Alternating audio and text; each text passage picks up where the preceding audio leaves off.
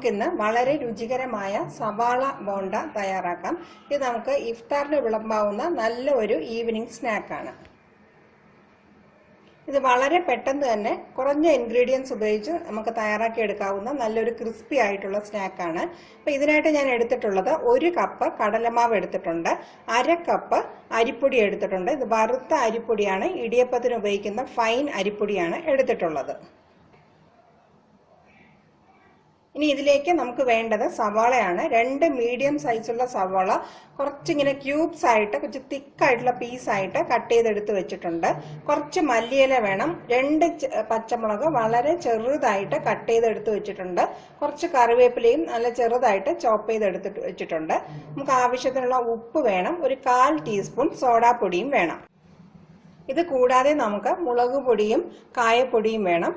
ഇനി നമുക്കിതൊന്ന് മിക്സ് ചെയ്തെടുക്കാം. നമുക്ക് ആവശ്യത്തിനുള്ള ഉപ്പ് ചേർത്ത് കൊടുക്കാം. ഒരു 1/4 ടീസ്പൂണോളം കായപ്പൊടി ചേർത്ത് കൊടുക്കുകയാണ്.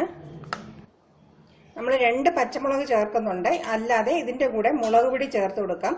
അപ്പോൾ എരിവിന് ആവശ്യമുള്ള മുളക് പൊടി ചേർത്ത് കൊടുക്കുകയാണ്. ഞാനൊരു 1-1.25 ടീസ്പൂണോളം മുളക് പൊടി ചേർത്ത് കൊടുക്കുന്നുണ്ട്. ഇത് എരിവുള്ള മുളക് പൊടിയാണ്. ഇത് കൂടാതെ ഒരു 1/2 ടീസ്പൂണോളം കാശ്മീരി ചില്ലി പൗഡറും കൂടെ ചേർത്ത് കൊടുക്കുകയാണ്. ഇനി ഇതെല്ലാം കൂടി നമുക്ക് നന്നായിട്ടൊന്ന് മിക്സ് ചെയ്തെടുക്കണം. ഡ്രൈ ആയിട്ടുള്ളപ്പോൾ തന്നെ നന്നായിട്ട് ഇതൊന്ന് മിക്സ് ചെയ്തെടുക്കാം. ഇനി നമുക്ക് ഇതിലേക്ക് സവാള, പച്ചമുളക്, കറിവേപ്പില, മല്ലിയില ഇതെല്ലാം കൂടി ചേർത്ത് കൈ കൊണ്ട് നന്നായിട്ടൊന്ന് ഈ സവാളയിലുള്ള വെള്ളം ഇറങ്ങി വരുന്നത് വരെ യോജിപ്പിച്ചെടുക്കുക. നന്നായിട്ട് ഞരടി തന്നെ ഇതൊന്ന് യോജിപ്പിച്ചെടുക്കുക. ഇനി നമുക്ക് ഇതിലേക്ക് കുറച്ച് വെള്ളം ചേർത്ത് ഇതൊന്ന് മിക്സ് ചെയ്തെടുക്കണം. ഒരുപാട് തിക്കായിട്ടുള്ള ബാറ്റർ വേണ്ട, ഒരുപാട് ലൂസായിട്ടുള്ള ബാറ്റർ വേണ്ട. നമുക്കിതൊന്ന് ഉരുട്ടിയെടുക്കുന്ന ഒരു പരുവത്തിലുള്ളതായിരിക്കണം. നമ്മൾ ബോണ്ടയുടെ ഷേപ്പിൽ ഇത് ഉരുട്ടിയാണ് തയ്യാറാക്കുന്നത്. അപ്പം ആദ്യമേ ഒരുപാട് വെള്ളം ഒഴിക്കേണ്ട, കുറച്ച് വെള്ളം ചേർത്തൊന്ന് മിക്സ് ചെയ്തെടുക്കണം. ഏകദേശം ഒരു 1/4 കപ്പിനും 1/2 കപ്പിനും ഇടയ്ക്കുള്ള വെള്ളം ഇതിന് വേണ്ടി വരും. ഈ ഒരു രീതിയിലായിരിക്കണം നമ്മുടെ ബാറ്റർ തയ്യാറാക്കേണ്ടത്. കുറച്ചൊന്നൊരു നനവ് വേണം. ഇങ്ങനെ കയ്യിലെടുത്ത് നോക്കാം, നമുക്ക് നന്നായിട്ട് ഒന്ന് ഉരുട്ടിയെടുക്കാൻ പറ്റണം. ഈ ഒരു പരുവത്തിലായിരിക്കണം. കുറച്ചൊന്ന് ഒരു മയം ഉണ്ടെങ്കിൽ മാത്രമേ നമുക്ക് ഇതിങ്ങനെ ഉരുട്ടിയെടുക്കാൻ പറ്റത്തുള്ളൂ.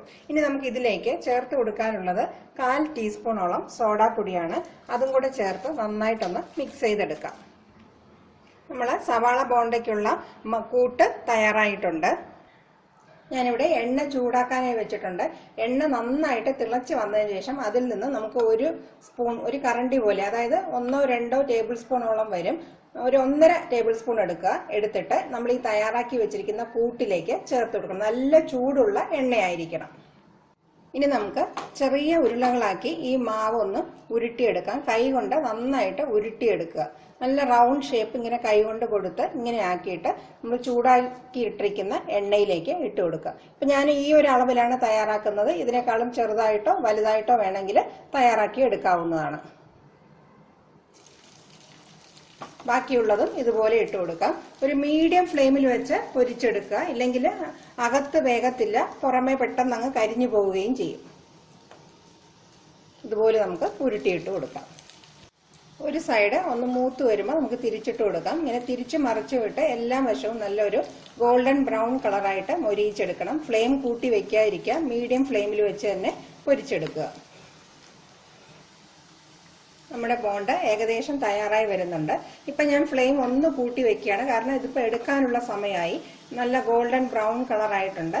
നമ്മൾ ഈ പൊരിച്ചെടുക്കുന്ന സ്നാക്സ് എല്ലാം അവസാനം 1 മിനിറ്റ് ഹൈ ഫ്ലെയിമിൽ വെച്ചെടുക്കുകയാണെങ്കിൽ ഒരുപാട് എണ്ണ കുടിക്കാതെ ഇരിക്കും. കാരണം നമ്മൾ ആദ്യം മീഡിയം ഫ്ലെയിമിൽ വെച്ച് നന്നായിട്ട് പൊരിച്ചെടുക്കുന്നതുകൊണ്ട് അപ്പോഴും കുറച്ച് എണ്ണ പിടിക്കും. ഇങ്ങനെ ലാസ്റ്റ് മിനിറ്റിൽ ഹൈ ഫ്ലെയിമിൽ വെച്ച് പൊരിച്ചെടുക്കുകയാണെങ്കിൽ ഒട്ടും എണ്ണ പിടിക്കത്തില്ല. അപ്പം ഇങ്ങനെ നമ്മുടെ ഈ ഒരു സ്റ്റേജ് എത്തുമ്പോൾ എണ്ണയിൽ നിന്ന് ഇത് മാറ്റാവുന്നതാണ്. കറക്റ്റ് ഈ ഒരു കളറിൽ നല്ല ഗോൾഡൻ ബ്രൗൺ കളറായിട്ട് മൊരിയിച്ചെടുക്കുക. വളരെ രുചികരവും എളുപ്പത്തിൽ തയ്യാറാക്കാവുന്നതും നല്ല മൊരിഞ്ഞതുമായ ഈ ഓണിയൻ ബോണ്ട എല്ലാവരും തീർച്ചയായിട്ടും ഒന്ന് തയ്യാറാക്കി നോക്കാം. നമുക്ക് എപ്പോഴും വീട്ടിൽ കാണുന്ന ഇൻഗ്രീഡിയൻസ് ഉപയോഗിച്ച് വളരെ പെട്ടെന്ന് തയ്യാറാക്കി എടുക്കാവുന്ന നല്ലൊരു സ്നാക്കാണ്. ഈ വീഡിയോ എല്ലാവർക്കും ഇഷ്ടപ്പെടുകയാണെങ്കിൽ ലൈക്ക് ചെയ്യാനും സബ്സ്ക്രൈബ് ചെയ്യാനും മറക്കാതിരിക്കുക. Thank you for watching my video.